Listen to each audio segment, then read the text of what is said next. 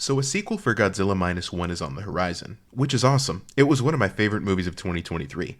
Amazing acting, story, production, I could go on and on. It deserves all the hype and more. And now with that being said, with Godzilla sequels, fans have come to expect an enemy kaiju to share the screen with him. Now there are a few options if this is the route they wanted to go, and I've seen some amazing fan speculation, and the non-kaiju enemy is always a huge possibility, and that's not one I'm totally mad at if they do want to go that route. If they want to keep Godzilla as the only kaiju in this universe, I'm totally down for it. I'll probably do a separate video on that, honestly. This is just more so me spitballing ideas that won't make it to screen and what might be an interesting angle to take things. Challenging myself to see what a fully fleshed out sequel with an opponent monster might look like in this more grounded tone. Now, that being said, Minus One is a very grounded and, in my opinion, human set piece they've given the capital G to work with, more so than other incarnations, and I'm going into the video assuming, and hoping, they'll keep this tone.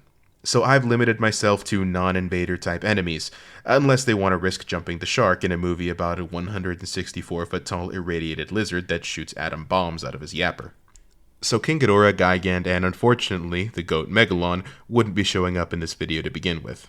I do want to say though, I think deity/nature-oriented kaiju can fit into this world, with a bit of tweaking to their origins, and I have a pitch for Mothra, Rodan, and a few other monsters I think would work great. But again, just my hot take. If you do want to hear those video ideas or are a fan and want to see more videos like this, consider a comment, like, or whatever shows support on whatever platform this ends up on, or share your ideas in the comments. Godzilla is just one of my many interests, and I'd love doing these little hypothetical/speculation type video, essay things, whatever you'd call this. Also, obviously, this includes spoilers for Godzilla Minus One. If you haven't seen it already, you're missing out, man. Seriously, go watch it. So getting into it, you saw the title of the video. So who the heck is Biollante? Now, for those who aren't up to speed on every Godzilla monster ever, there's a lot, and they mostly only show up one time and then blow up, so it's alright. Very few of them are reoccurring. The original Biollante was a monster who starred in the 1989 movie Godzilla vs. Biollante. Shocker, right? She was a cross between a human, a rose, and Godzilla cells, taking on a form with many of Godzilla's features, mixed with the plant material for her body. I won't spoil the movie, and, the ending, as I personally like it, and I think it's worth checking out, flaws and all. But again, it being a Godzilla movie, you can imagine how it plays out by the end. Now, she doesn't exactly have the best showing of combat, mainly just being imposing as hell and a great-looking design, but I feel she makes up for it in concept alone. So this could be a great chance to not only reintroduce her to a new generation of fans, but redo some aspects that might have been glossed over in her first outing and really bring those bits to the forefront. Let the audience chew on the horror of what a cross between these three intersections of life could look like. I'll explain further in a second. Now, Biollante is not an unpopular pick for the sequel by any means. One of the most popular answers I've seen online, actually. A lot of fan hype around her as well, and in all honesty, I think she is the one with the most potential in regard to storytelling, character impact, overall messaging, body horror, and tragedy. I swear this doesn't have anything to do with the fact I recently saw the amazing Shelter 54 video by Lost Utopia, which you should definitely check out if you're a fan of Godzilla, sci-fi, horror in general, but I will admit it does get a little dark sometimes. The G-cells, radiation disease, or whatever they end up calling it, that Godzilla leaves behind at the end of Godzilla Minus One, it clearly ends up infecting the main character's partner, Noriko, by the end of the movie. I think they do plan to expand on this, and Biollante could be the perfect endpoint, in my opinion. Now, they could go the route of a collective group of people turning into the kaiju, or just a singled-out victim, and for maximum emotional impact, Noriko, of course.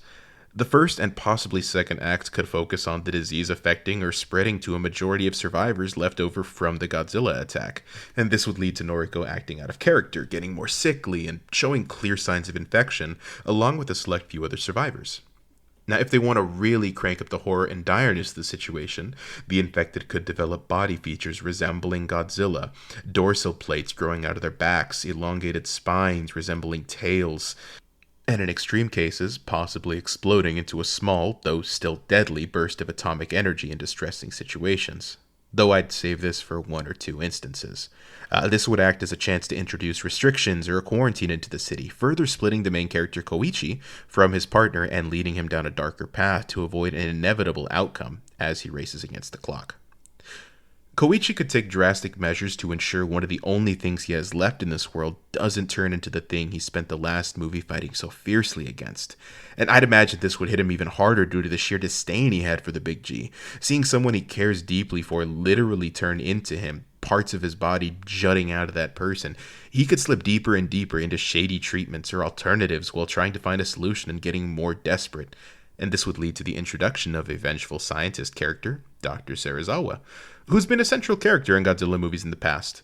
Serizawa would be absolutely obsessed with killing Godzilla, showing that same fire that Koichi had from the first movie there, having lost someone or maybe even his whole family to an attack. He'd predict, correctly, that Godzilla would regenerate in time and be back again for the remainder of the city, then the world. His experimentation with Godzilla's healing abilities are what would lead to Godzilla regenerating even faster, or serve as some sort of catalyst for him to reawaken and now go on new rampages. Though he never resurfaces near the main cast, they would only hear of attacks on other cities. And this is a great way to include Godzilla in the movie, which again does share his name in the title. I feel like that's something that's lacking a lot of the time, and in a sequel like this, you could easily lose that, but that gives you a good chance for those classic Godzilla scenes where he is just tearing through the city. So in this pitch, Serizawa would serve as an opposite to the main character, a dark reflection showing how far his hate towards Godzilla and guilt to stop this could lead him.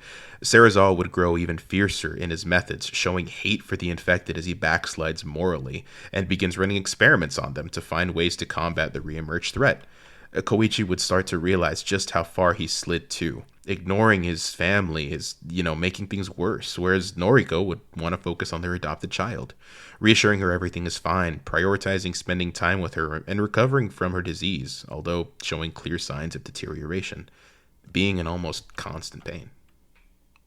Of course, the treatments, cure, whatever it is that Koichi would be so fixated on, would lead to Noriko's eventual transformation into the monster Biollante, horrifying the main cast and now presenting a new threat for them and the country to fight off. Only now, the main character is even more distraught after accelerating exactly what he was trying to avoid.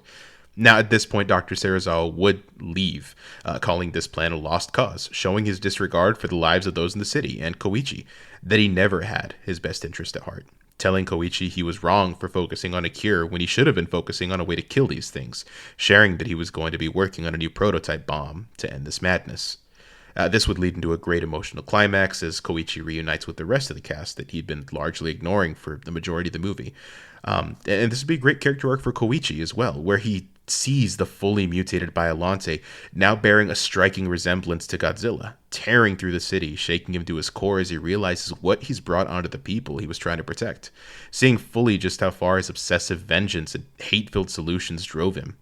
He turned the woman he wanted to protect exactly into what caused her pain, helped reawaken or at least accelerate the reemergence of Godzilla, and he'd have put the entire country, maybe even world, in danger at this point with the creation of another monster. I think a great move would be to have all the weapons the Japanese government throws at Biollante prove ineffective in stopping her, showing off her regeneration capabilities as chunks of plant material are shaved off but grow back in seconds. All this coming to a head when Godzilla resurfaces at the worst possible time, seeming especially pissed off.